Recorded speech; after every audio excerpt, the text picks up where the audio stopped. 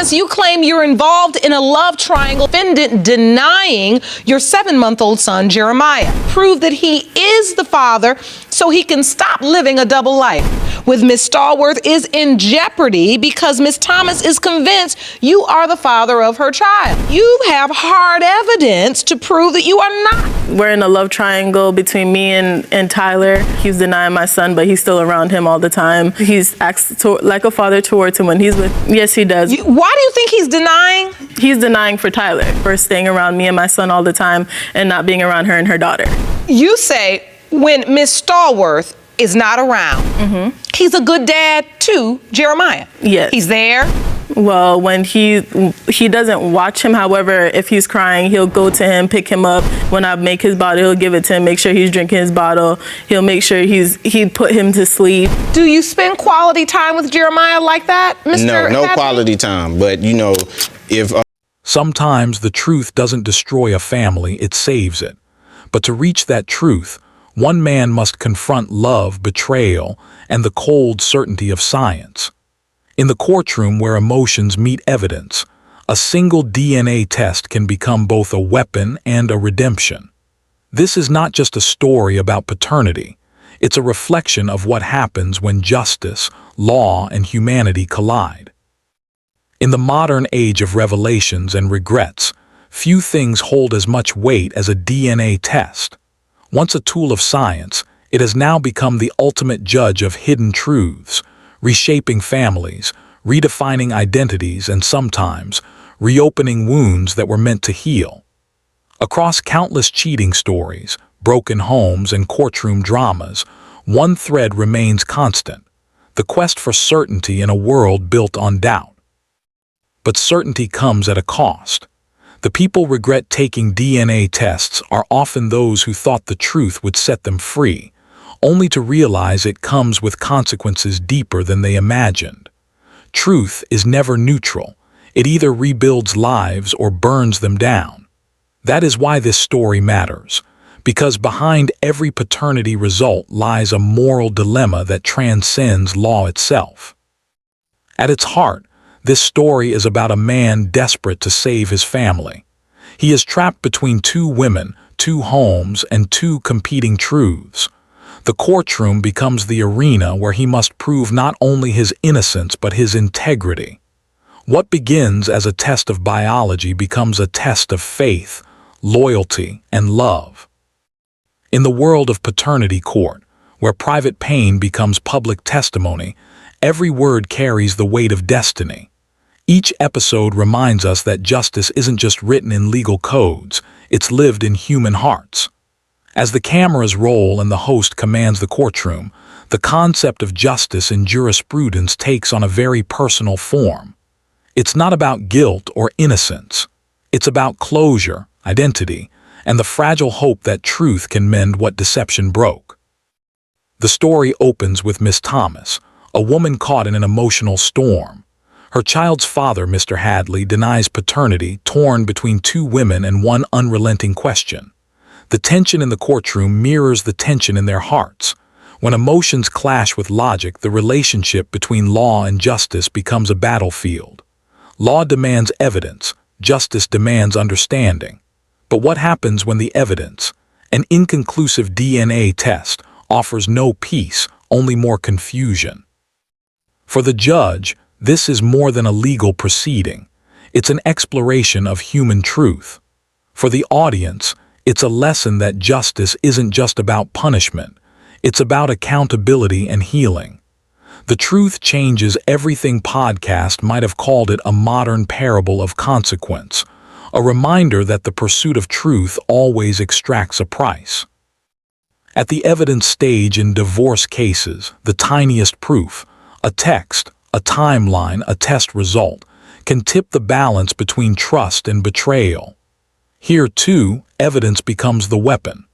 The court examines calendars, photos, and memories as if truth could be dissected under cross-examination. Yet what they find is not clarity but contradiction. Mr. Hadley insists he is not the father, clinging to an inconclusive home DNA test, while Miss Thomas pleads that science will prove her right. Their love triangle becomes a case study in moral ambiguity, echoing themes often dissected in the Game-Changing Attorney podcast, where legal minds debate how truth interacts with human frailty. The emotional weight of the episode is immense because it's not just about one child, it's about an entire system of emotional dependencies. When a man lives between two women, shifting his loyalty as easily as his address, justice becomes blurred by emotion. Miss Thomas's trust is shattered, Miss Stallworth's patience is tested, and the child, innocent Jeremiah, is caught in a web spun by adult choices. The adverse inference in Evidence Act plays silently in the background of every such story. When evidence is missing or mishandled, when memories are selective, the law draws its own conclusions. But human hearts don't operate on legal logic. They cling to hope. Miss Thomas still believes in the possibility of family, even as she faces humiliation and doubt. Mr. Hadley, though defensive, feels the pull of conscience. Miss Stallworth, torn between pride and love, stands at the crossroads of forgiveness and self-respect. This isn't just courtroom drama, it's moral philosophy in motion. It forces the viewer to question, what does justice mean when the evidence is inconclusive? Is the concept of justice in jurisprudence flexible enough to account for love and regret? Or is it rigid, favoring truth over tenderness? Episodes like these often remind audiences of Celebrate Recovery testimonies, stories where brokenness becomes the first step toward redemption. Here, too, the courtroom acts as a confessional. The judge becomes a shepherd guiding the lost through the valley of their mistakes. It's not only about who the father is, it's about who each person becomes in pursuit of that truth. When the test results arrive, tension fills the air. Each heartbeat echoes the anxiety of countless others who have waited for scientific confirmation of love's truth. The court clerk reads the words that will alter lives forever. You are not the father. Relief for one, devastation for another, silence for the child. This is where truth changes everything, not just as a slogan but as a lived reality. Truth strips away illusion, leaving people face to face with the consequences of their choices. It's not the DNA that destroys families, it's the deception that precedes it. In the aftermath, the judge speaks not with legal authority but with moral urgency. She reminds Mr. Hadley that responsibility doesn't end with results. A man can be biologically free but emotionally bound. He must now face the mirror, not the microscope. Miss Thomas, on the other hand, must confront the absence of closure. Her fight for truth ends in disappointment, yet it opens a path to peace. She is advised to seek another test with the real father to ensure her child knows his true identity. That advice, though practical, carries philosophical weight. Justice, after all, is not about vengeance, it's about restoration. In the wider landscape of family law, such moments echo into real courts. The same principles that guide Supreme Court child support rulings and shape the Divorce Course podcast discussions. Behind the TV cameras lie real human lessons, that law without empathy is cold, and empathy without truth is blind. The courtroom becomes a mirror of society's greatest contradictions. We crave the truth, yet we fear what it reveals. We demand justice, yet we flinch at the cost. The relationship between law and justice is not a straight line. It's a tension between compassion and consequence. And when the next case begins, a mother named Miss Smithers, a man named Mr. Stevens, the pattern repeats. The pain, the hope, the uncertainty. Once again, a DNA test stands as the silent judge. Once again, two lives hang on a slip of paper that can decide the fate of a family. This second story deepens the moral reflection. It begins with love, young, naive, and untested. Over time, mistrust seeps in. Accusations replace affection. The story unfolds not as a tragedy but as a parable of human weakness. Cheating, revenge, silence, each act erodes the foundation of their bond. Miss Smithers confesses that she cheated once, only to learn that a single mistake can echo for years. Mr. Stevens, wounded by betrayal, carries the burden of doubt like a scar. Yet in his pain, he chooses to stay for the sake of the child. This is where the Celebrate Recovery testimony's spirit emerges. Forgiveness is not easy. It is learned through heartbreak. Their story challenges the audience to reflect on the concept of justice in jurisprudence once more. Can emotional justice exist alongside legal justice? As the case progresses, both parties present their truths. Witnesses arrive. The courtroom becomes a stage for memory, contradiction, and confession. Mr. Stevens admits he never signed the birth certificate because of his doubts. Miss Smithers insists that love should outweigh suspicion. Their arguments capture the timeless human struggle between faith and proof. In these emotional moments, podcasts like the Game-Changing Attorney podcast or the Divorce Course podcast often highlight how family law isn't just about custody or support. It's about identity and moral courage. When truth is elusive, people cling to what feels right rather than what can be proven. But in law, feelings are not facts. That's why justice demands evidence, even when it hurts. When the results are finally opened, the courtroom falls silent once more. Every whisper dies in the tension between anticipation and fear. The judge's voice carries a weight that only truth can bring. Mr. Stevens, you are the father. And with that single declaration, the entire emotional architecture collapses and rebuilds itself in one breath. What began as doubt becomes relief. What began as suspicion becomes reconciliation. For the first time in years, a man who feared the truth learns that sometimes truth doesn't destroy, it redeems. It's a moment of quiet victory but also deep reflection. Because in that small, crowded courtroom, everyone watching knows that this victory was hard-earned. Mr. Stevens didn't win by proving his innocence. He won by enduring his doubt with love. The audience, perhaps subconsciously, senses something profound. The relationship between law and justice is never simply procedural. It's emotional, it's spiritual, it's human. That is the real heartbeat of shows like Paternity Court.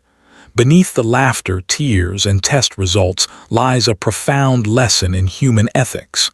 The legal code may determine parenthood, but it can never measure fatherhood.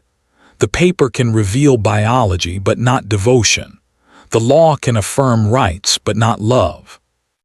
This paradox has fascinated scholars, preachers, and podcasters alike. In Discussions on the Truth Changes Everything podcast, experts often emphasize that the revelation of truth should be viewed not as a punishment, but as a path to freedom. Truth may sting, but it purifies. It cuts through manipulation, doubt, and secrecy, leaving behind a ground where justice can finally stand tall. That idea is mirrored in Mr. Stevens' quiet breakdown when he hears the result. His tears aren't for victory, they're for redemption. He spent months haunted by doubt, yet still chose to father a child who might not have been his. That decision reflects a moral instinct stronger than any legal doctrine. In the concept of justice in jurisprudence, such acts reveal what no law can legislate, the moral courage to love without certainty.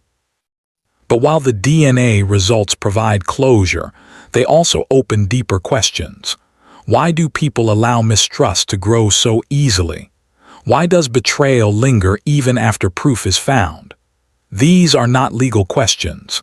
They are philosophical ones, deeply rooted in the fragile nature of human connection. In this courtroom, every cheating story carries echoes of others. The pattern repeats: a mistake, a lie, a doubt, a test. But what truly defines justice in these cases is not who was unfaithful, it's who chooses to heal. The Celebrate Recovery Testimonies community often describes healing as an act of grace, the moment when truth stops being a weapon and starts being medicine. That's exactly what happens here.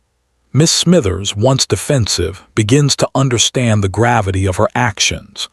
She realizes that her silence was just another form of deceit, that delaying truth can wound as deeply as lying outright. And in that realization, she begins her own recovery. The judge, wise and steady, uses this opportunity to teach not just the litigants, but the audience itself. She reminds them that cheating doesn't repair cheating, and revenge doesn't restore trust. Every emotional decision made in anger becomes an exhibit in the evidence stage in divorce cases later on. Truth may be delayed, but it never disappears. It just waits for its turn in court. Through this lens, one can see how family cases like this one reflect the broader structure of the justice system itself. The Adverse Inference in Evidence Act teaches that when someone hides or destroys evidence, the court assumes it would have gone against them. In relationships, the same principle applies. Every secret, every omission, every hidden message eventually draws its own conclusion. You may avoid the question, but you cannot avoid the consequence. This is why these courtroom moments resonate far beyond entertainment. They expose the universal human struggle between law and morality. They remind us that justice isn't about winning, it's about owning the truth. The Game Changing Attorney podcast often argues that the greatest attorneys don't fight for verdicts, they fight for clarity. Because when truth becomes clear, peace follows naturally. When Miss Smithers looks at her son, her now confirmed son, there's both relief and responsibility in her eyes. She realizes that this truth demands a new kind of honesty moving forward. Not the kind that waits until confrontation, but the kind that builds trust daily. And as the judge delivers her final words of wisdom, the courtroom transforms from a place of accusation to a place of instruction. In that moment, the relationship between law and justice is restored. Justice is no longer an abstract idea, it's a lived reality. Outside the courtroom, these stories ripple through society, feeding conversations in podcasts, sermons, and family gatherings. The Divorce Course podcast breaks down such cases not as scandals, but as case studies in human frailty. Listeners hear in them a reflection of their own conflicts, the late-night doubts, the unsent messages, the quiet guilt of secrets. It's not just about who was right or wrong. It's about how people fail, fall, and sometimes rise again. Even the Supreme Court child support decisions, far removed from TV courtrooms, echo similar moral undertones. They remind us that justice must balance fairness with compassion. That child support, like paternity, is not about punishing one parent but protecting a child. Behind every ruling lies a principle, that every child deserves identity, stability, and love, regardless of adult mistakes. What's extraordinary about the second case, and indeed the entire episode, is how it bridges law with humanity. It becomes an extended metaphor for modern justice, a reminder that our systems are only as strong as the people who believe in them. And belief, in this sense, requires humility. Because what the Truth Changes Everything podcast and others keep emphasizing is this: truth doesn't just alter your situation, it transforms your soul. Once you know, you cannot unknow. Once you see, you cannot unsee. And once the DNA results are revealed, no one leaves the courtroom unchanged. Mr. Stevens' reaction encapsulates this beautifully. He smiles through tears, holding the truth like a fragile gift. He doesn't celebrate in triumph. He breathes in gratitude.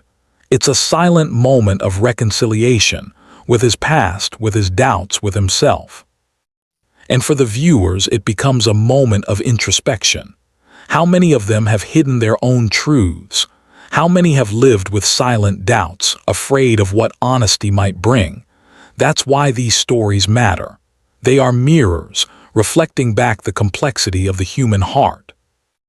Even Miss Thomas and Mr. Hadley's earlier story lingers in the background as a cautionary tale. Two women, one man, and a child caught in between. Their triangle of deception contrasts sharply with the quiet resolution of the second case. It's as if the show itself offers a moral evolution, from chaos to clarity, from denial to acceptance. And somewhere in between, justice breathes. This is the deeper philosophy of the concept of justice in jurisprudence, that law evolves through experience. Each case, no matter how small, adds another layer to our collective understanding of fairness. Whether it's a televised courtroom or the Supreme Court, the essence remains the same. Justice seeks not perfection, but balance. Balance between emotion and evidence, between compassion and accountability, between the mind that reasons and the heart that forgives. That's what makes these episodes resonate long after the credits roll. They're not just legal dramas, they're lessons in living. They show us that every lie has a ripple effect, every secret carries weight, and every truth, no matter how painful, sets the stage for redemption. In the post-verdict stillness, the families begin their next chapter. Mr. Stevens, now assured of his son's identity, faces the future not as a victim of deception, but as a man reborn through truth. Miss Smithers, once fearful of exposure, now understands that honesty isn't an admission of weakness, it's an act of strength. Their journey, though turbulent, ends with clarity. This transformation mirrors the narratives often found in adoption stories' full episodes, where love transcends biology, and family is defined not by DNA but by devotion. In those stories, just like in these cases, truth isn't an enemy, it's the foundation of belonging. And perhaps that's the unspoken message behind every DNA test people regret taking. That regret doesn't come from knowing the truth, but from realizing too late that it was always within reach. The viewers who watch these trials unfold don't just see strangers, they see themselves. The husband who doubts, the mother who hides, the child who waits. Each case becomes a reflection of collective conscience. It reminds us that while courts may deliver verdicts, life delivers lessons. The narrator's voice in paternity court might fade, but the message remains. Justice isn't about winning or losing, it's about becoming whole again. It's about finding peace, even in the ruins of broken trust. As the second story concludes, the audience is left with a profound sense of release. The tension dissolves, but the questions linger. How many more families live in the shadow of secrets? How many truths remain unspoken because people fear what they'll find? The episode closes not with applause, but with reflection. The judge's final words carry the weight of years of human stories distilled into one truth. Revenge cheating leads to regret. Healing begins with honesty. That single line ties the entire narrative together. The love triangles, the doubts, the tests, the tears. It's not a legal statement, it's a moral one. It reminds us that the relationship between law and justice begins within us. That before the courtroom, before the evidence, there must be conscience. In this way, the episode becomes more than a show. It becomes a meditation on truth. A cinematic sermon about how law can reveal what love tries to hide. It's the kind of story that belongs not only on screen but in the annals of human reflection. And as the camera pans out, leaving the courtroom behind, what remains is not judgment, but peace. There is a silence that follows every revelation, a silence so complete it almost feels sacred. It's the sound that fills a courtroom after the truth has been spoken. No applause, no anger, just the humbling realization that the truth, once revealed, cannot be undone. That silence is where transformation begins. For Miss Thomas, Mr. Hadley, Miss Stallworth, and later Miss Smithers and Mr. Stevens, that silence becomes the birthplace of growth. The storm of accusation and defense quiets, leaving behind something raw and honest, a chance to begin again.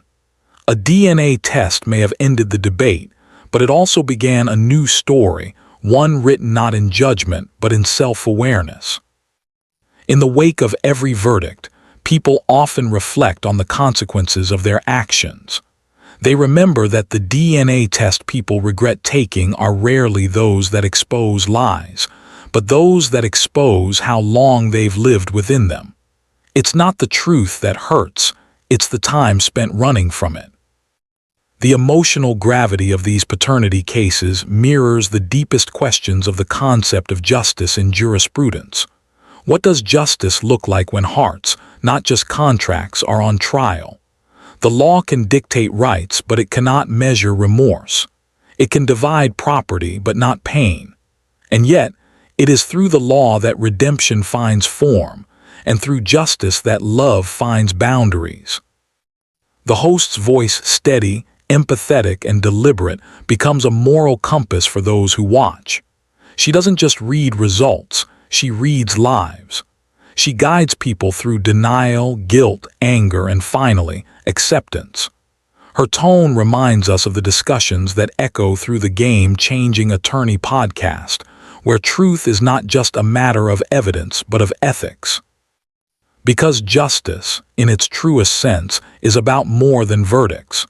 It's about healing the fracture between what people claim to be and what they truly are. Each story is more than a case. It's a confession.